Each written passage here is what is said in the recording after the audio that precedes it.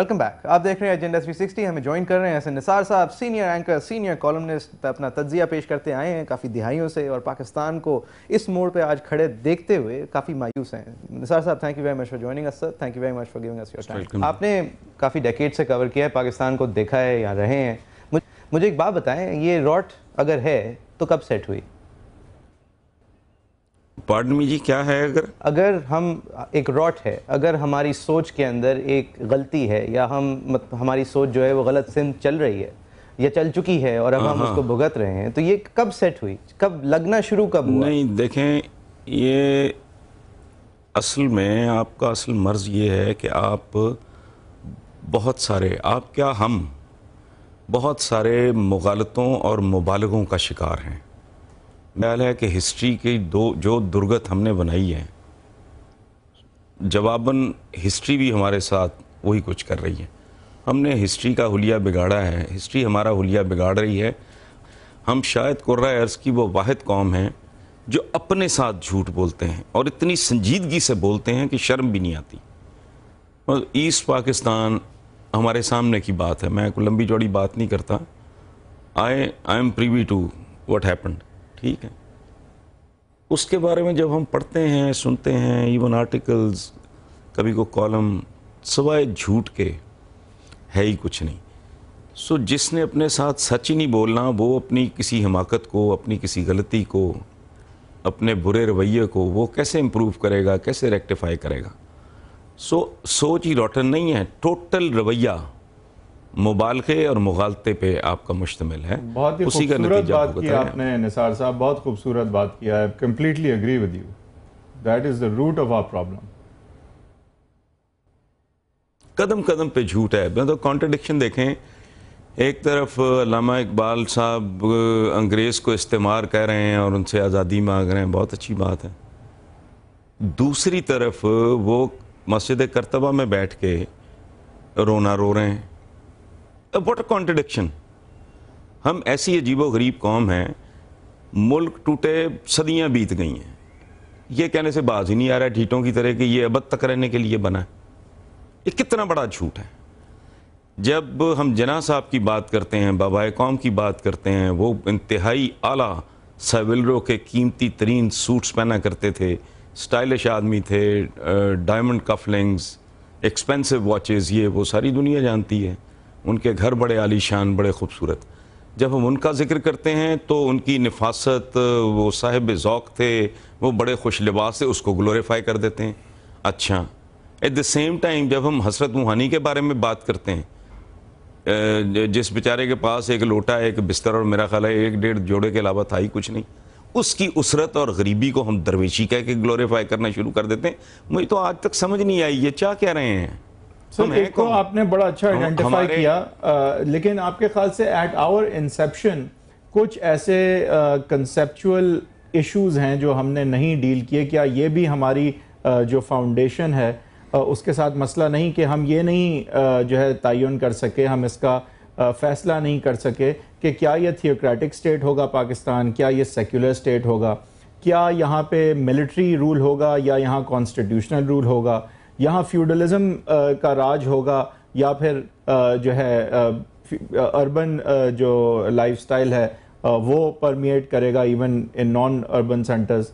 हमने कुछ ऐसे बेसिक इश्यूज हैं। नहीं, आप बहुत दूर चले गए हैं। आप आज का अपना आज देख लें। 63 साल पहले आप जो पुरानी मूवीज़ हैं पार्टीशन की, ब्लैक एंड वाइट, वो उठा के देख लें। आज अगर अवाम जहालत और जज्बातियत का इस बुरी तरह शिकार हैं, इनका कोई कॉन्सेप्ट क्लियर नहीं है, इनकी कोई प्रायोरिटीज़ नहीं है, ये हवा में बातें करते हैं। मतलब ये कैसा, मैं एटम बॉम्ब के बारे में कहा करता हूँ, ये कैसी एटमी कुव्वत है जिसका सारा धड़, सारा जिस्म, अपर लोअर हाफ सारा मफलूज है, वो व्हील चेयर पे है, सिर्फ उसका एक बाजू जो है वो बहुत मजबूत है। आप कह रहे हैं हमारी तो ऐसे आदमी को तो कोई तमाचा मार के भाग जाए तो वो माजूर आदमी क्या कर लेगा? ये इस तरह की एटमी ताकत है। एटमी ताकत होने का मतलब एक पैकेज है, लेकिन वो कौम, मतलब जिनका आज ये हाल है, जो आज इतने जज्बाती हैं कि कभी नहीं सोचते कि हमारे सारे हथियारों के नाम पे हैं, इन्वेडर्स के नाम पे हैं। یہ خلجی ہے، یہ غوری ہے، بھائی کوئی مولا بخش بھی ہے، کوئی لوکل بندہ بھی ہے؟ نو. تو جن کی جذباتیت اور جہالت کا یہ لیول ہے آج 2011 میں، تو ان بیچاروں کو کیا پتا تھا؟ وہ لے کے رہیں گے پاکستان، بن کے رہے گا پاکستان. پاکستان کا مطلب کیا؟ میں ذاتی طور پہ دیانتداری سے سمجھتا ہوں، میں غلط ہو سکتا ہوں، لیکن میری جو ہسٹری کی انڈرسٹینڈنگ ہے کہ بابا قوم واز ایبسلیوٹلی کلیئر کہ یہ ملائیت وغیرہ، وہ اس بندے کی آپ ساری زندگی سامنے ہے آپ کے، کیا تعلق ملائیت کے ساتھ اس بندے کا؟ جن لوگوں نے اس ملک کو ٹوتھ اینڈ نیل اپوز کیا، میں قطعاً یہ نہیں کہہ رہا کہ انہوں نے غلط کیا. کسی بھی ایشو پہ دو آراء ہوتی ہیں، میں ان کو بلیم نہیں کر رہا. میں تو جماعت اسلامی کے دوستوں کو کہا کرتا ہوں کہ یار تم اپنے سٹینڈ اور سٹانس سے کیوں ہٹ گئے ہو؟ تم کہو کہ اس وقت ہم نے یہی بہتر سمجھا تھا کہ بھئی نہ ہونا بہتر ہے. مثلا میں کبھی کبھی یہ سوچتا ہوں کہ بر صغیر کا مسلمان آج کوئی 17-18 کروڑ یہاں ہیں، لگ بھگ اتنے ہی انڈیا میں، لگ بھگ اتنے ہی بنگلہ دیش میں. اس کا مطلب ہے the Muslims of subcontinent stand divided 3 حصوں میں. تو میں آج اگر یہ سوچ رہا ہوں، تب اگر کچھ لوگوں نے سوچا کہ یار ہم اندر بیٹھ کے لڑیں گے، ہندوؤں کو سارٹ آؤٹ کریں گے، یہ کریں گے، وہ کریں گے، وغیرہ وغیرہ وغیرہ، تو وہ کوئی جرم نہیں تھا. لیکن سر یہ بھی تو ایک بات جو ٹو نیشن تھیوری ہے، لیٹ می کمپلیٹ. وہی لوگ جب پاکستان بن گیا وہ اس کے ٹھیکیدار بن گئے.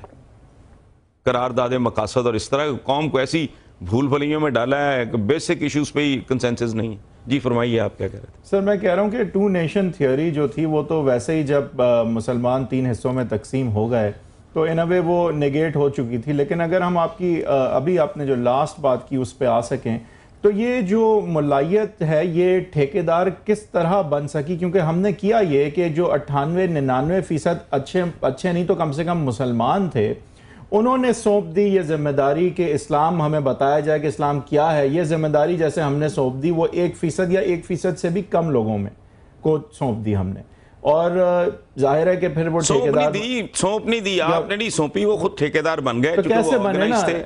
کیونکہ وہ آرگنائز تھے. میں وہی عرض کر رہا ہوں نا جی، ان کی ملوکیت کے دنوں سے یہ ٹریننگ تھی اس ایلیمنٹ کی. اور ایک بڑا مشہور کامن سا شعر ہے، آپ نے بھی ہزاروں بار سنا ہوگا، امیر شہر غریبوں کو لوٹ لیتا ہے، کبھی بہیلہ مذہب کبھی بنام وطن. انسان کا جتنا ایکسپلائٹیشن، تاریخ گواہ ہے اس بات کی کہ وطن کے اور مذہب کے نام پہ ہوا ہے، اتنا کسی پہ نہیں. اور خاص طور پہ میں ایک بڑا لیتھل کمبینیشن ہے جہالت، جذباتیت، اور یہ آج تک طے نہیں کر پایا کہ کون کس چیز کو زیادہ پروموٹ کر رہا ہے. جہالت بہت جذباتیت کو جنم دیتی ہے، بہت جذباتیت مزید جہالت کو، اور مزید جہالت مزید جذباتیت. It's a ویشس circle. تو وہ چونکہ ٹرینڈ قسم کے لوگ تھے، سودا بیچنا بہت آسان تھا ان کا، چونکہ ان کا سودا اس قسم کا تھا. جب آپ جو بندے کے مذہبی جذبات ہیں، اگر آپ اس کی ایکسپلائٹیشن پہ تل جائیں تو یہ بھی کتنا آسان ہے کہ بندہ خود کچھ جیکٹ پہن کے ایک ایسے سفر پہ روانہ ہو جاتا ہے جو سوائے اپنی اور دوسروں کی تباہی کے علاوہ جس میں سے کچھ بھی نہیں نکلتا. لیکن since they our brain washed, آسان ترین حربہ ہے. آپ کیا سمجھتے ہیں نثار صاحب، مستقبل کیا ہے؟ دیکھیں، مستقبل جانچنے کا میں کوئی نجومی تو نہیں ہوں، میں نے کوئی طوطا بھی نہیں رکھا ہوا جو مجھے فال نکال کے بتا دے. ایک سیدھا سادہ فارمولہ ہے. ایک پیٹرن ہوتا ہے کسی قوم کا، کسی فرد کا، اگر آپ نے دیکھنا ہو تو وہ اس کا بیہیویئر پیٹرن جو ہے سارا، اس کا ماضی، اس کا حال، اس سے آپ گیج کر سکتے ہیں کہ یہ آئندہ کیا جھک مارے گا. ٹھیک ہے.